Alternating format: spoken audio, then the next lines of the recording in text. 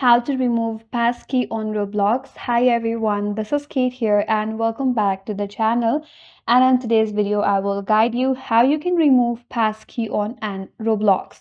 So without further delay, let's get started with this video.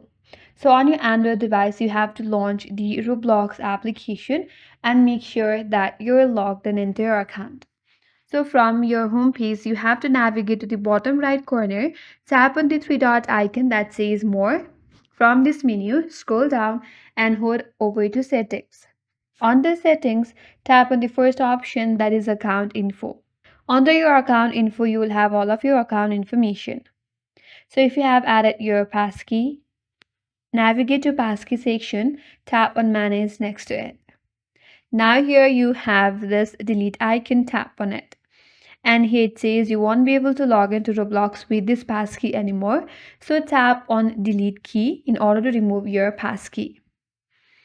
Now complete the two-step verification, and once you're verified, your passkey will be removed. That's it.